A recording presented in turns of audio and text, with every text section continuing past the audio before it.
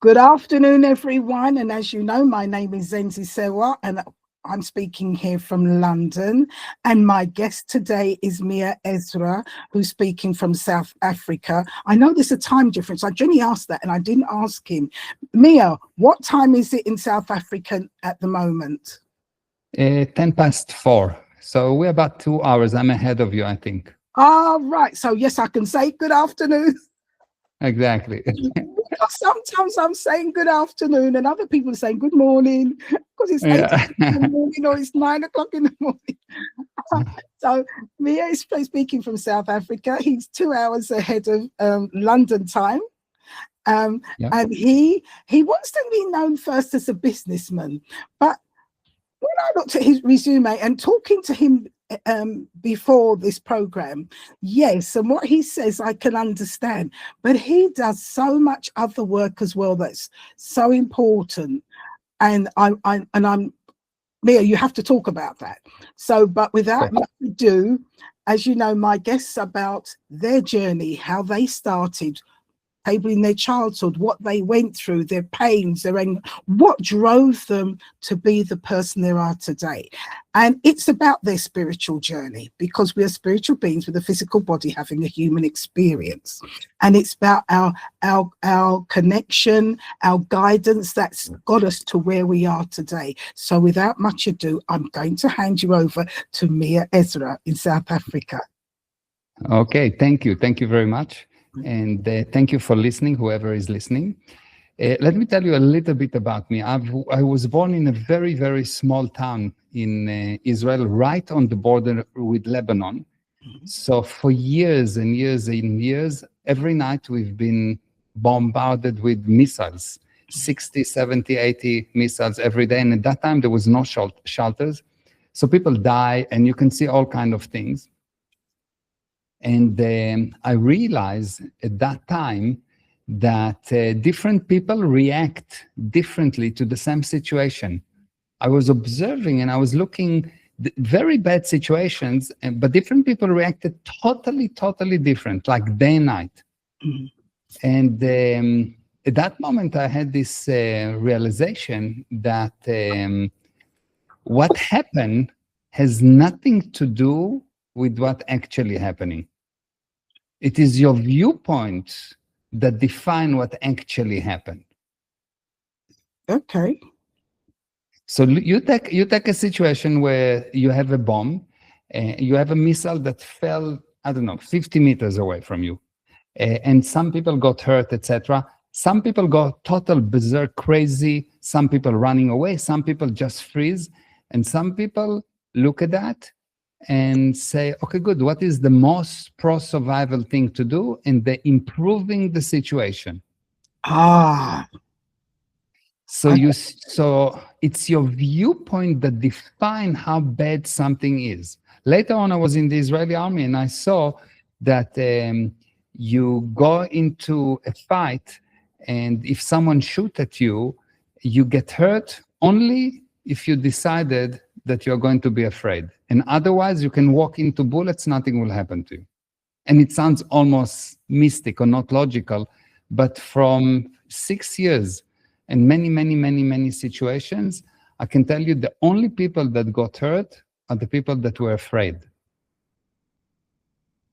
So I got to the conclusion that you find only what you are looking for. You first have to look for something and then you can find it. Can I stop you there? You're looking at me and I'm smiling. And do you know, Ezra, what you're saying? We have heard it so many times that when you set your mind on something, if you believe it will happen, it will happen. And if you believe it won't happen, it won't happen. And this is the mystical side of who we are. Please go ahead. Thank you so much. Yeah. So I realized that there is something that is senior to your mind, because your mind is just a series of pictures. Every second, you take 25 pictures. Every picture have 57 perception. And your mind is just a hard disk of memories.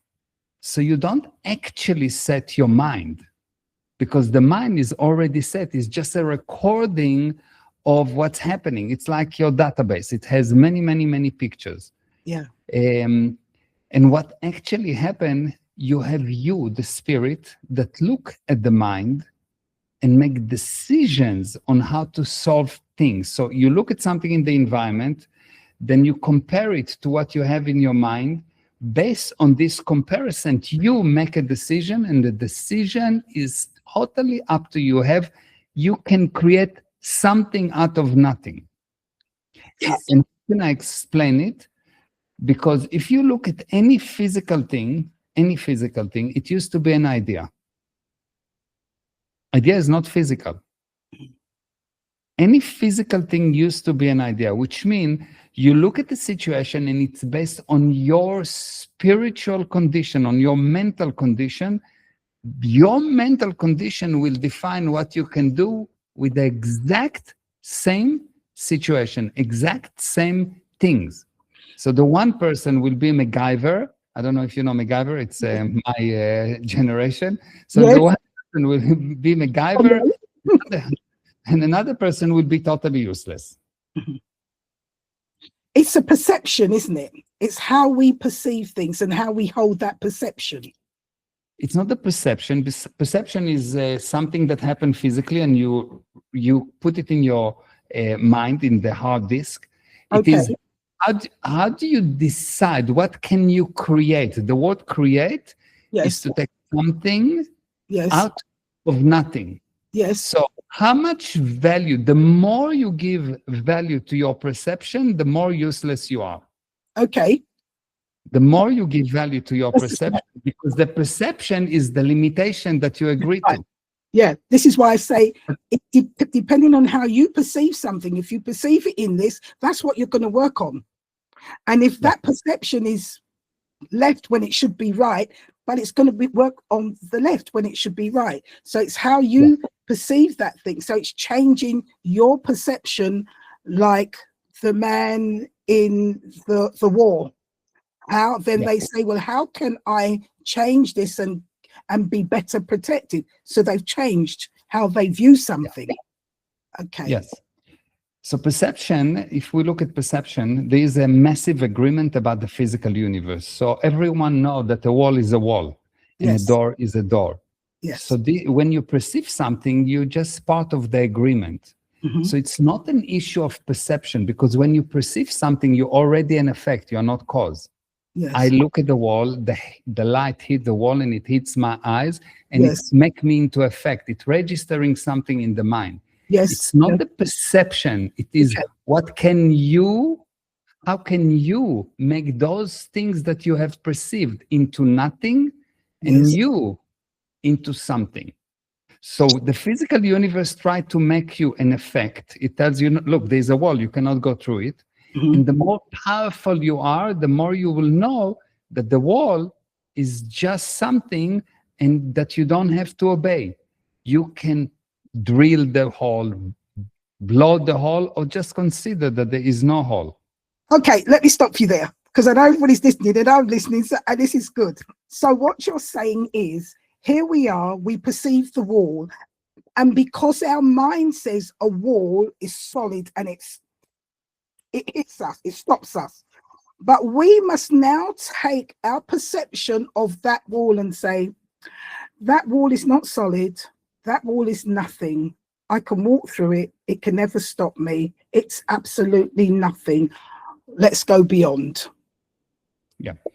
So what I say, it's basically what you're saying. What I say is that wall is just an agreement. The word agreement means a level of limitation. Every agreement you ever made is a limitation. We agreed to meet today at 4. So there's a limitation. Before that, I had freedom. Freedom what? To create.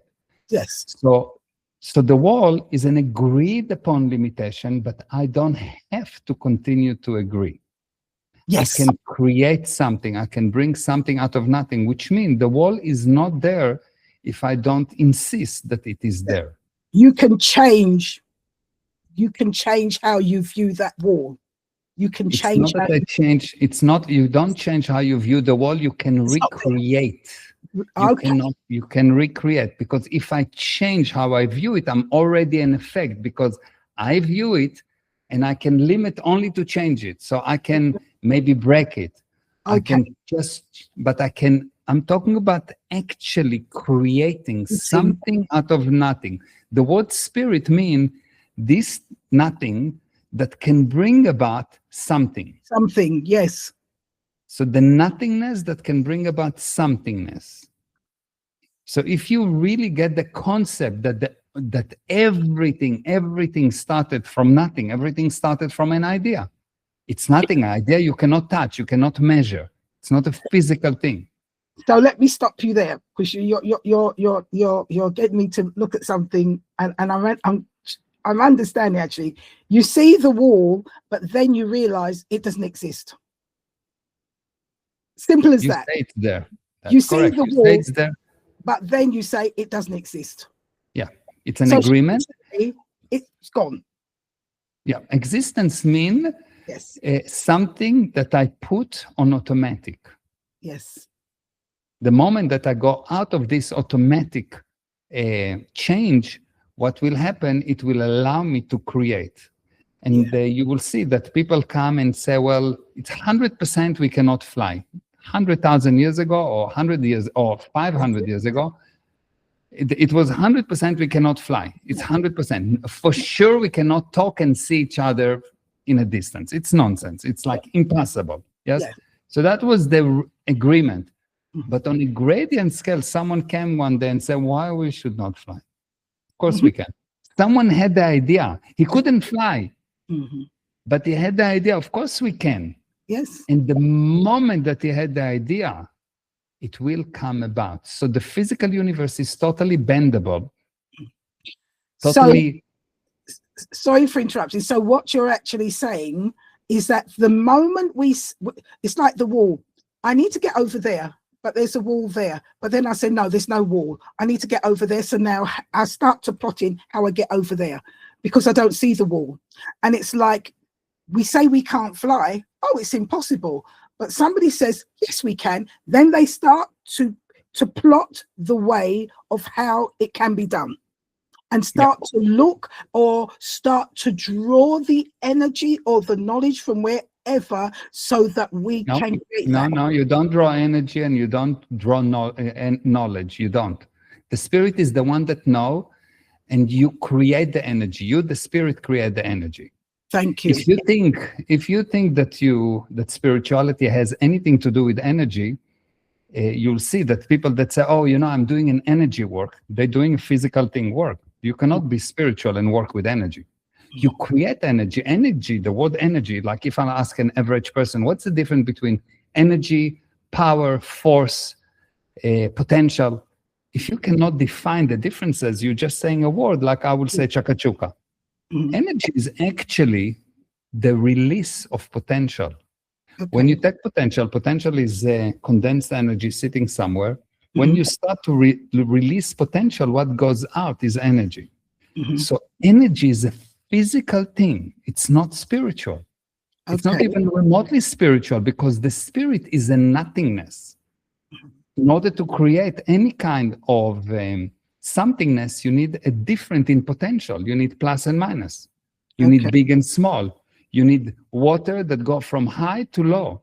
You need the flow from plus to minus in the battery.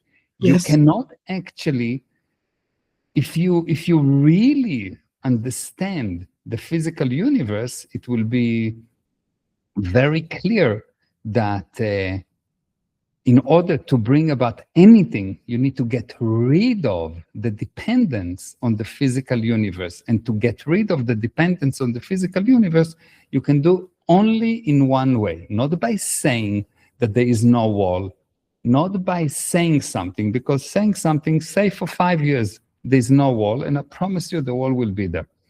Okay, yes. So there is a very specific method on how to actually stop something from continuing. And the basic principle is that If you don't control something, so knowledge results in control. So if I teach you how to drive a car, you will control the car. Yes. If I teach you how to use a software, you will control the software. If I teach you how to control a thought, you will control the thought. Good. Yes. Now, control result in income. Income does not mean money only. It means whatever I want. If I want love, love is the result of knowledge that bring about control, that bring the income. So if I want my children to love me, I need the knowledge of how to raise my children so I can control their behavior so they will love me. And control have a very bad connotation as it's like something bad. But actually, control mean only one thing. Control mean the ability to start, change, and stop. Start, change, and stop. If I can start a car, change the car, and stop the car, I control the car. If I can start the sales process, change the sales process, and stop the sales process, I control the client. If I can start the water, change the water, and stop the water, I can control the water. If I can start a thought, change the thought, and stop the thought, I control the thought. If I can start my sleeping process, change it, and stop it, I'm in control. So control is not something, oh, bad, I'm controlling you, but actually the ability to start, change, and stop. And if you don't control, it is only because you lack knowledge. You think that you know, but you don't know. I'll give you a few examples of knowledge that everyone thinks that they know, but actually it's so far from knowing that it's ridiculous. How would you define the word insanity? To me, insanity is, I think Einstein said, keep on doing the same thing and expecting different results. Okay. So when someone say, so first of all, the word doing the same thing over and over and expecting different result is actually the definition of tenacity. Okay. I do it again and again and again and expect different result. That's tenacity. It's not insanity. Okay. One of the indication that the person doesn't know the definition of the word, he need reinforcement. Einstein said that. I don't need, it's not important if Einstein say it or not. I say it. If it's true, I can defend it. Okay. So you've got two indications that the person doesn't know the word that he's saying. Number one, he needs reinforcements. Number two, he used a lot of synonyms. The mindset, the spirit, they use a lot of synonyms because they don't have laser accurate. This is the definition. That's what I mean. There is no left, no right. This is the truth, end of cycle. When you get that, you'll see that the side effect is results. If you don't have result, you don't have income, it means that you're not controlling the environment or the area that you're trying to have income from, which means you have lack of knowledge. You know wrong. You think that you know, but you know wrong.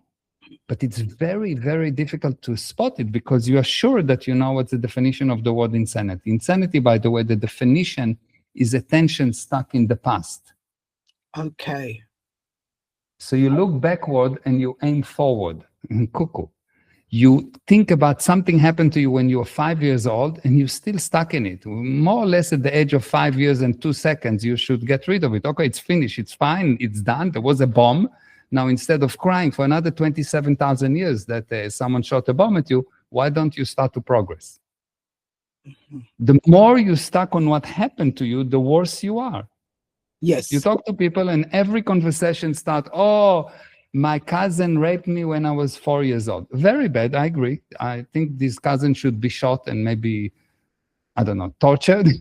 But as far as I'm concerned, it's an end of cycle. It's finished. Okay, so fine, it's happened. What am I going to cry for another 77 years? It doesn't bring result. It's just an excuse not to live. So it's insanity stuck in the past. And the more you intensify the right of people to get stuck in the past, the worse they will get. Yes. So when I talk with my people, I understand what happened to them in the past. Wonderful. I allow you to have 0.1% of your attention on it and 99.9% forward. I have a deal with my wife that in an argument, you can bring something from the past. I'm allowed to bring something from the past in the last 4 hours, and she's allowed to bring something from the past in the last week. Otherwise, it's expired. If you didn't bring it up, it's expired because it's useless. It's gone. Let's create future. I don't need more than 4 hours. 4 hours, if I didn't change my mind after 4 hours, something is really broken with me. Let me say this, Mier. When people have gone through things which have affected them, and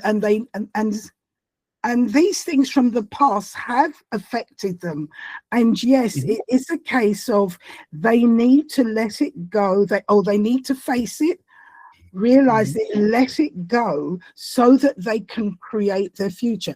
And it is that pain from the past that keeps them down. And so we have realized that it is those pains you need to let go that's keeping you back, so that you can open the curtain and see clearer to what you want and go forward, and not keep it closed looking. But that also can take time. We say nothing. time. It takes nothing. You know how I can prove it that it's nothing? If I put a gun to the head of the person that's crying, if I put a gun to his head, at that moment, there's no problem. If I put a gun, as I told you, I've been in the army and I've seen all kinds of things. You can see a person that's worried and tired and and all of a sudden someone shoot at you. You are not worried and you are not tired and you are not anything. You do what you do when you need to do it. Yeah, emergency. You let that go. You let that go because something else. You don't, because it's not. In order for you to keep it, you're keeping it. You're creating it all the time. So what I say is like that. First of all, realize I'm not going to sympathize with you for the fact that you have something bad happen to you. I expect you to bring results. Stop with the crying. You are not 3 years old. Number 2.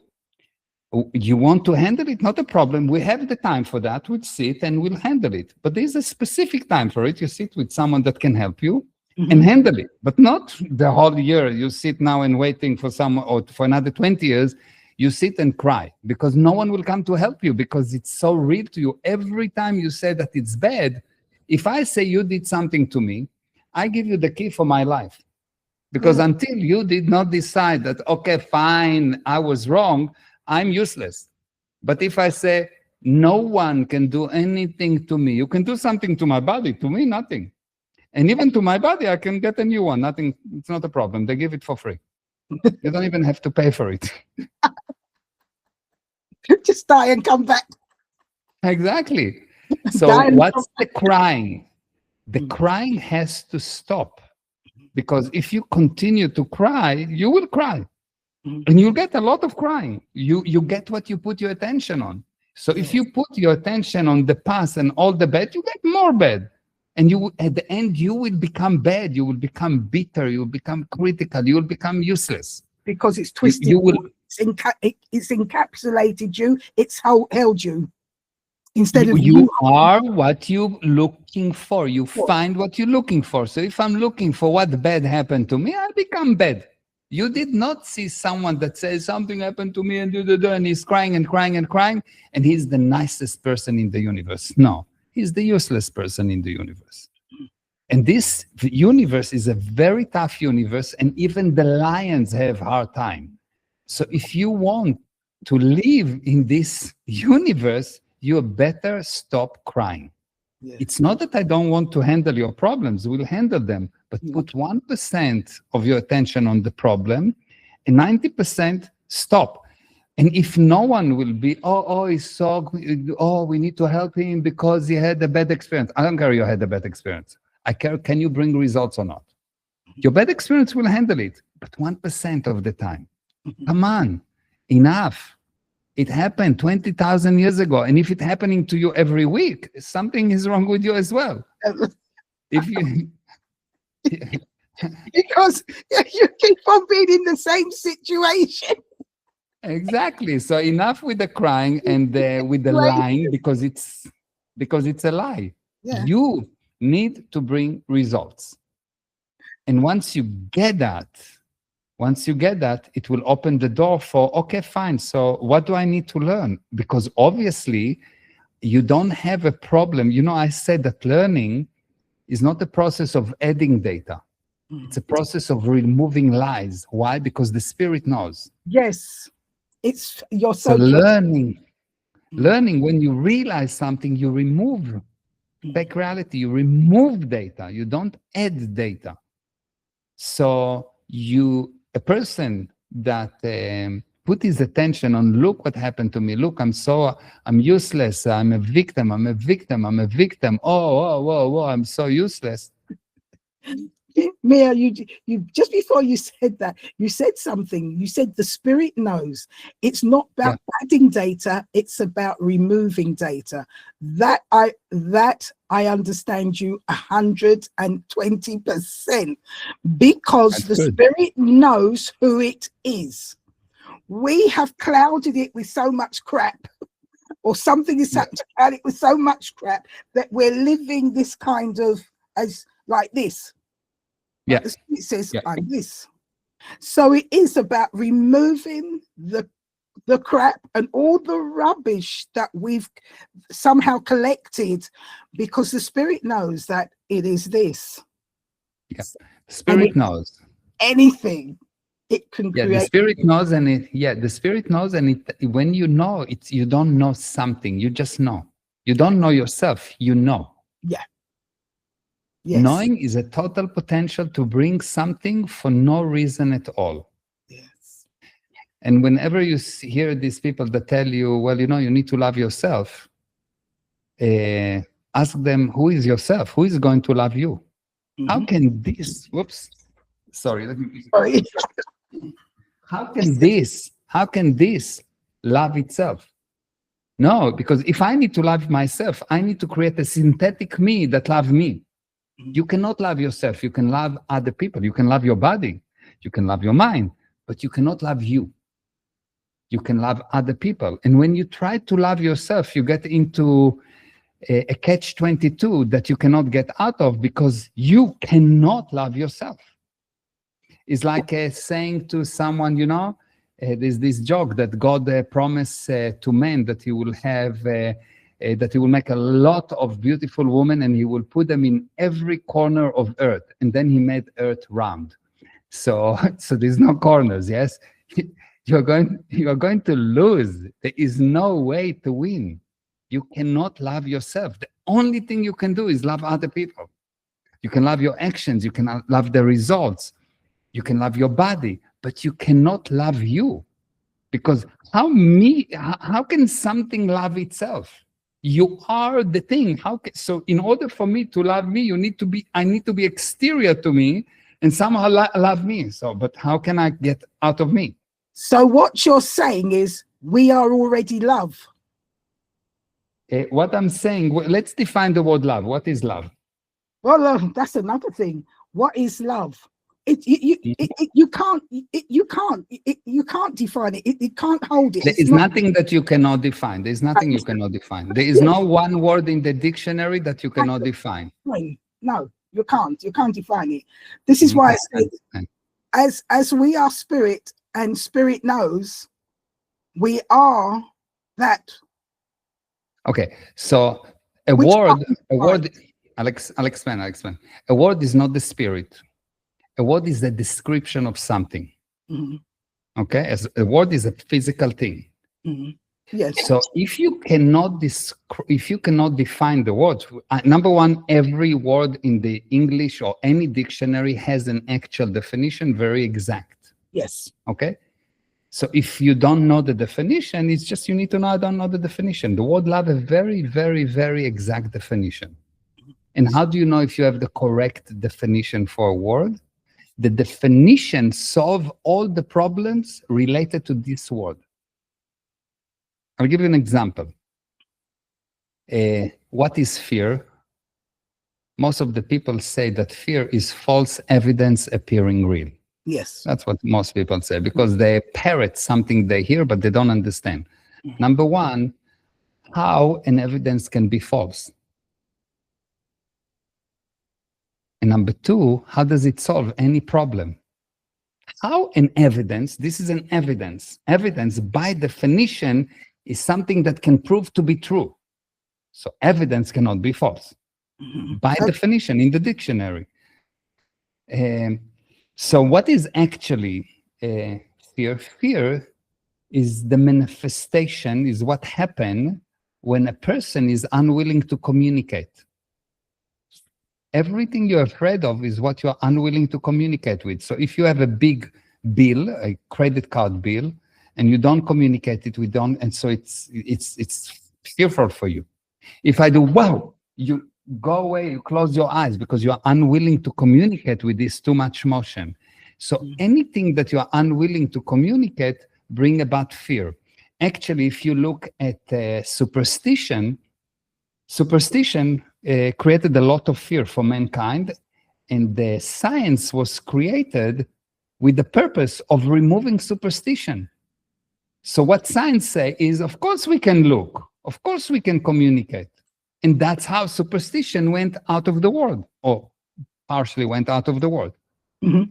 So if you understand the word, it solves the problem related to that specific issue.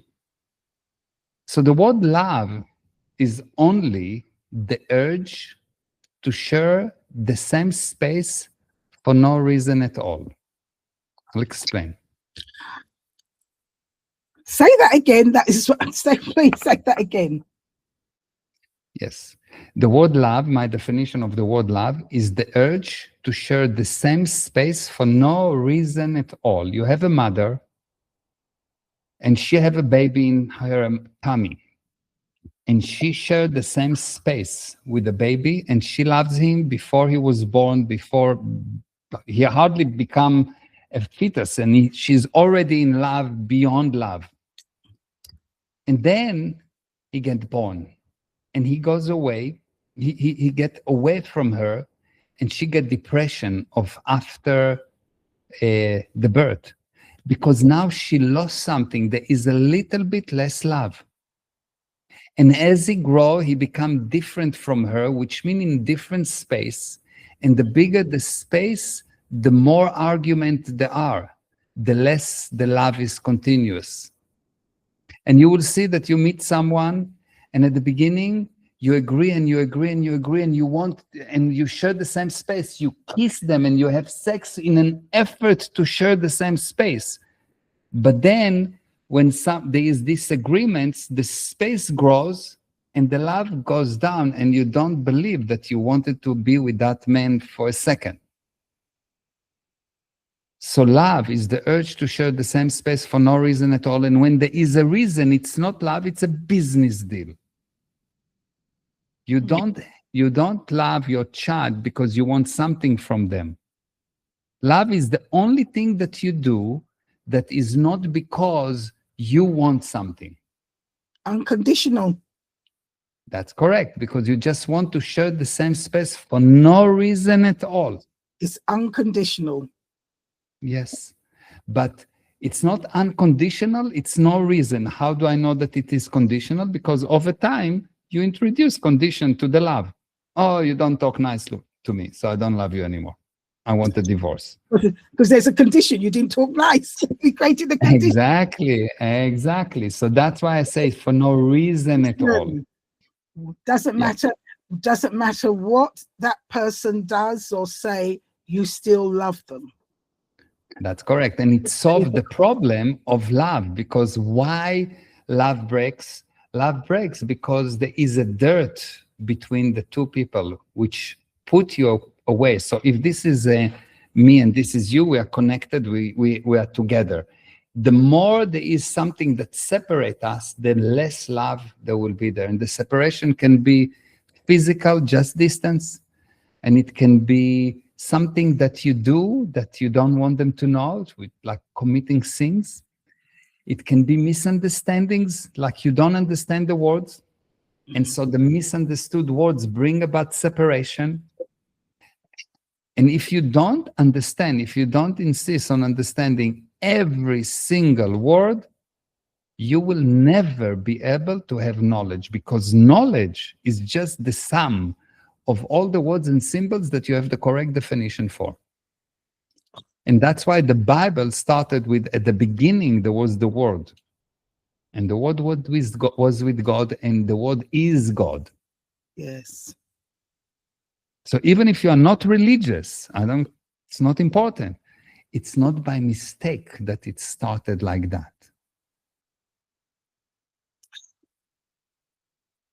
Oh my gosh.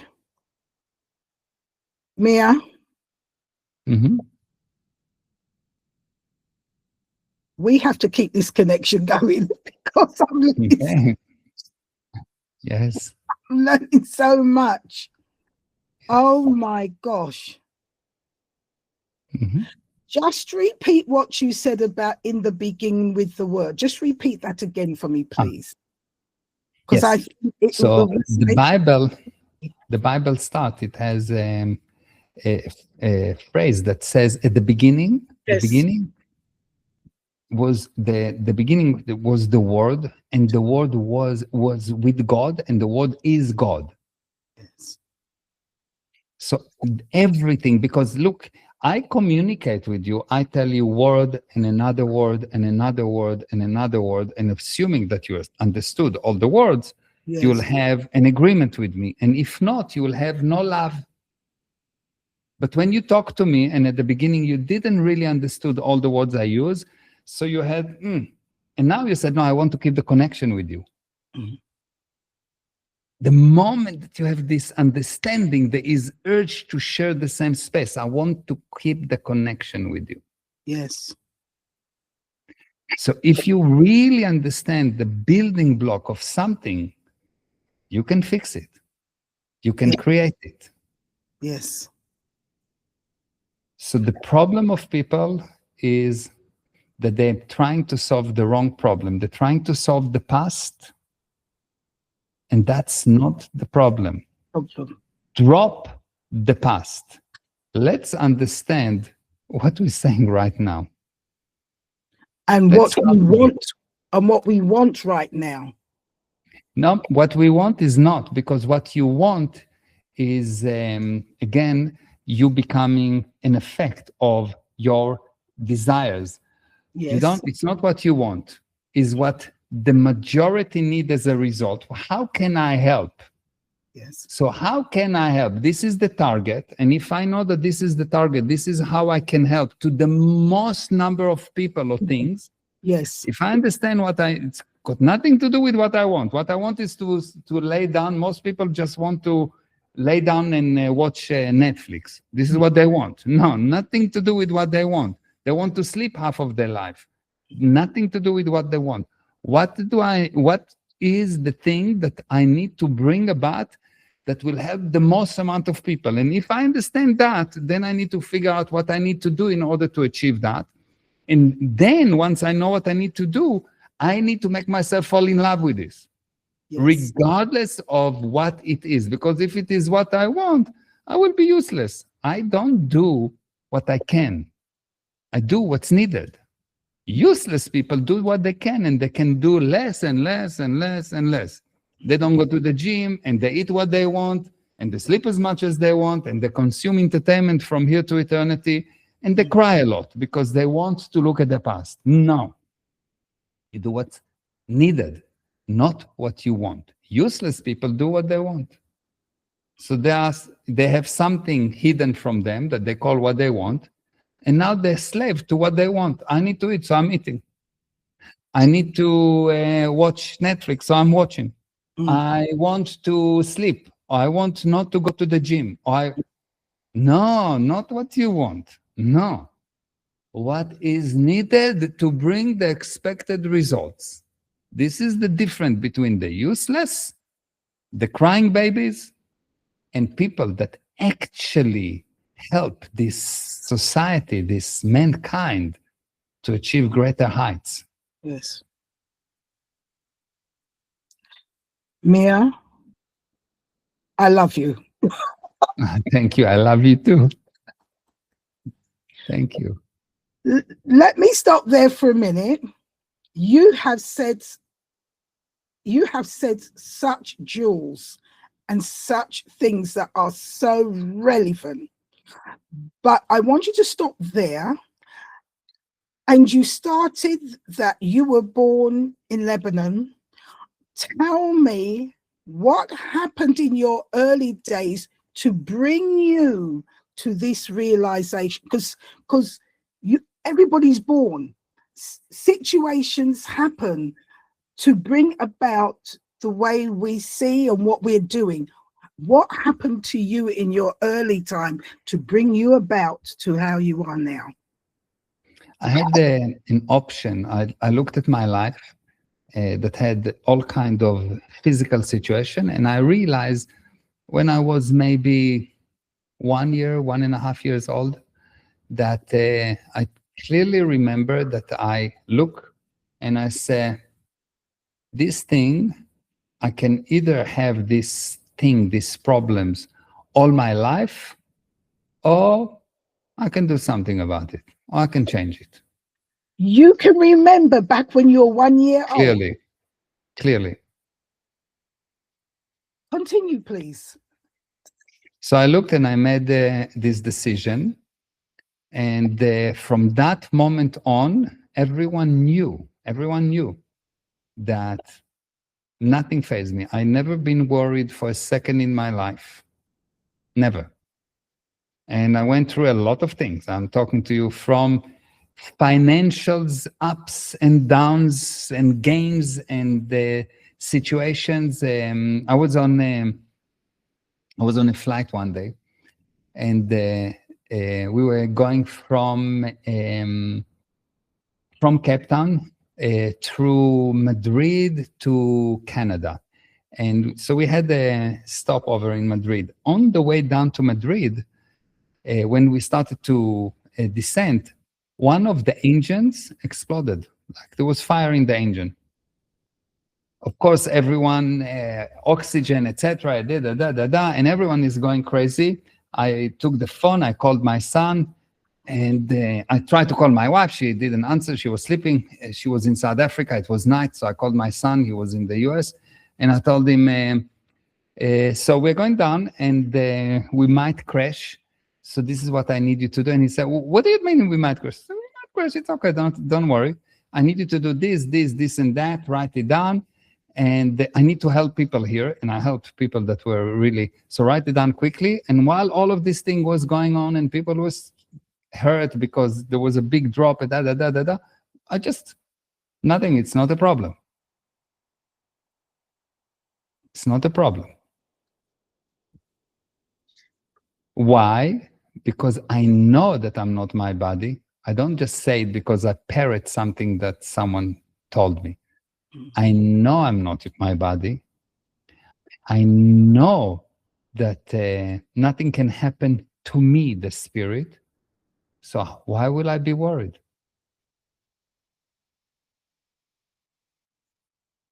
I'm going to stop you there, and I'm going to take you back, because I want the viewers are listening. I want them to see and understand what, all right, at 1 year old, you knew this is not what you wanted, and this is how, and you could remember. What happened when you were like 10, 12, early teenage? Because I want people to be realizing, my gosh, at this age or at that age, and see that progress. I'll give you the progress from the beginning. Okay. So I was born with my both feet pointing backward. Both feet pointing backward. So the doctor said, look, he will never walk. So I was in cast up to my hips for 6 years, and my mom took me every 3 days to the hospital. That was about 1.5 hours drive in a bus. She will pick me up, take me. They will cut the cast, break the feet, and put me back in cast. So after 6 years, my feet were pointed forward, but I couldn't walk. There was no muscles. I couldn't walk. I couldn't do anything, but it didn't stop me. All of those 6 years, I moved and I not ran, but I pushed myself and I went into the water and I've done all kind of things. And when they took off the cast, they told me, you are not going to walk. And I say, I am. Yes. And they say, it's impossible. As Mier is. And I said, okay, not a problem. So to cut a long story short, when I got to the age of 18, this is where everyone in Israel have to join the army.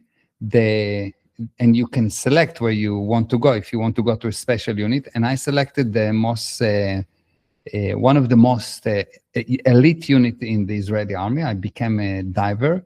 The course is 2 years. Mm-hmm. We started the course 4,000 people. And after 2 years, we ended 21. Because it's very, very, very, very difficult physical-wise, and it's extremely difficult mentally. But I couldn't walk. It was very painful for me to walk, very painful for me. So how do you do that? I just decided that pain is just a pain. And I've done the whole thing better than everyone else with that pain. And at that time, there was no computer, so they couldn't check. They just asked me, is everything okay? And I said, everything is okay. They never knew that I have a problem because I didn't consider that it is a problem. I didn't consider it's a problem. I just said, of course I can. I'll tell the body what to do. I'm not serving the body. I'm using the body. I tell the body what to do, and the body will do.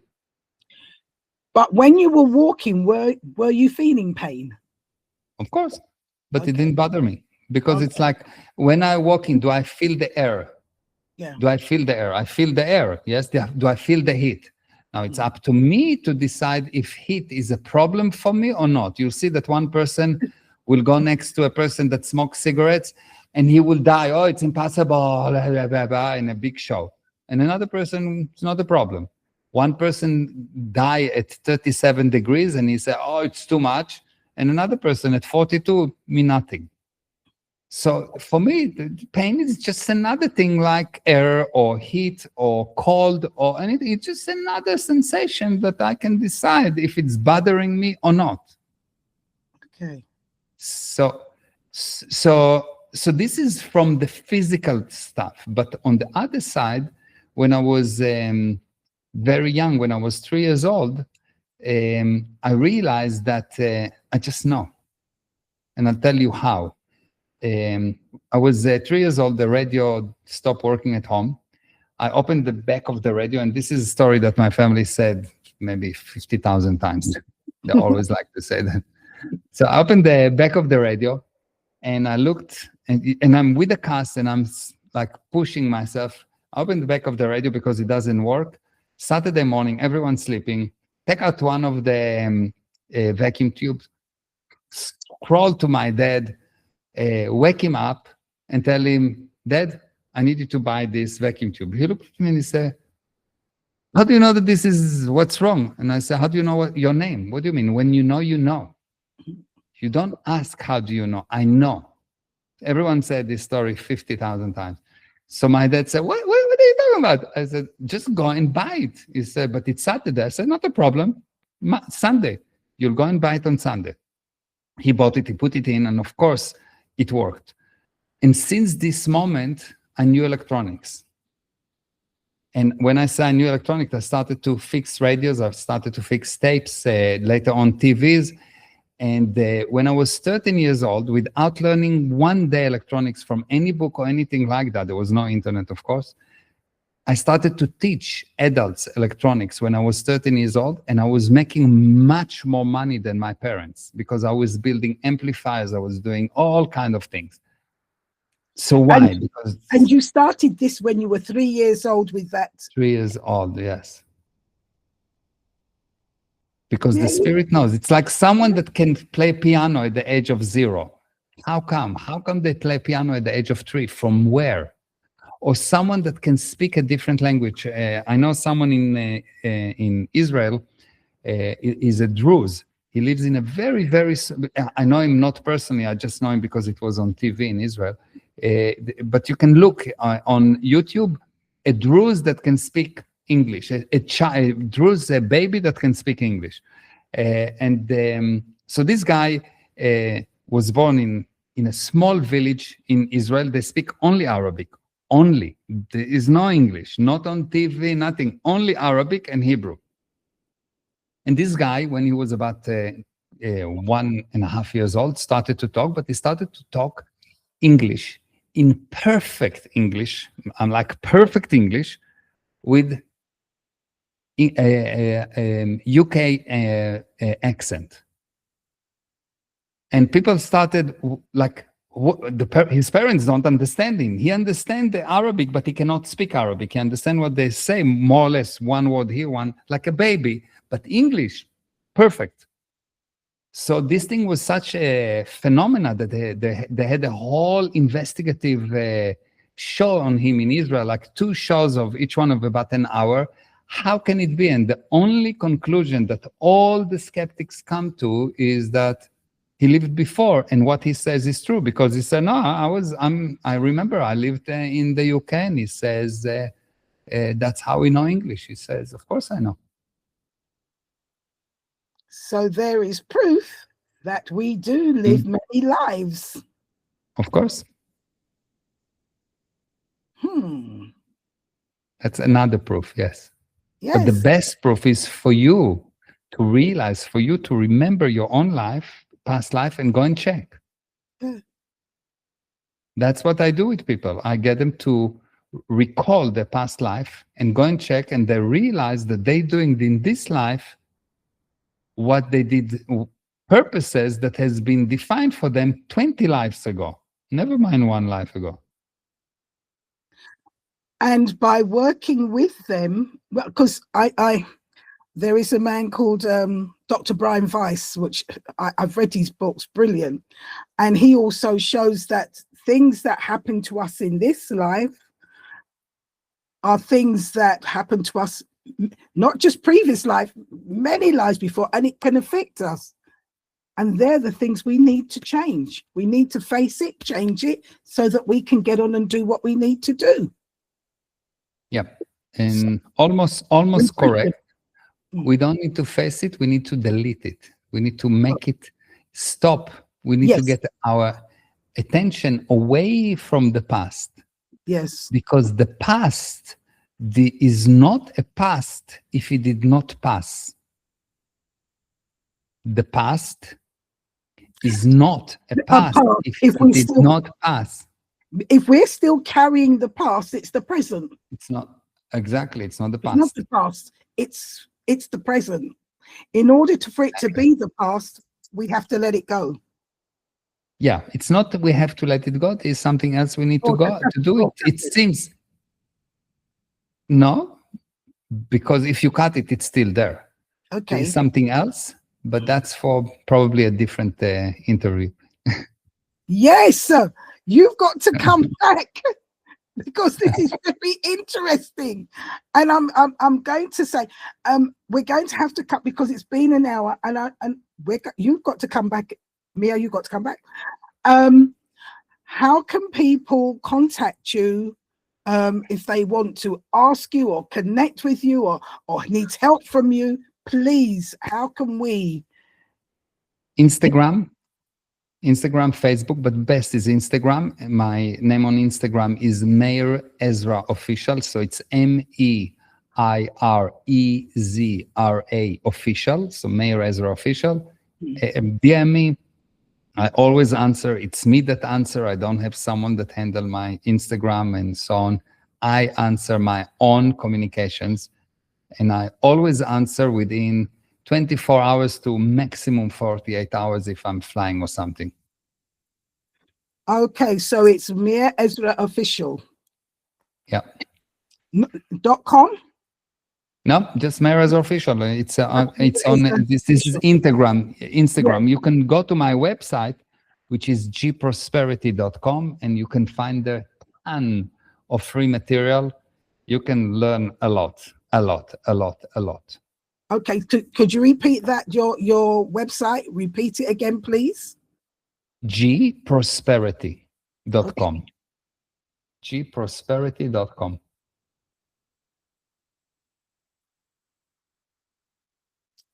Thank you. Of course. Mier, Ezra, this has been such an eye-opening, and I know people are listening. They have got more than gold nuggets. Before I say goodbye and thank you, leave us with a little gold nugget for those who are listening that can help them along their path. I'll give you two things. Number one, the first one is like, while you fix machines by finding what's wrong with them, you fix people by finding what's right with them. Okay. You don't look what's wrong, you find what's right. Yes, because they know what's wrong. You don't need to tell them. When you do something wrong, you already know. You're hiding it, you're justifying it, which basically says, I know that it's wrong. You don't justify your hand. You don't explain, my hand is here. But if you shout at someone, you start to explain why he deserves it, which means you're wrong. So that's number one. And the second thing is that you have to adopt the viewpoint that you are willing to win and lose with the same level of enthusiasm. You have to. Someone shoot you, not a problem. Someone kiss you, not a problem. Nothing is a problem. Nothing is serious. Nothing is a problem.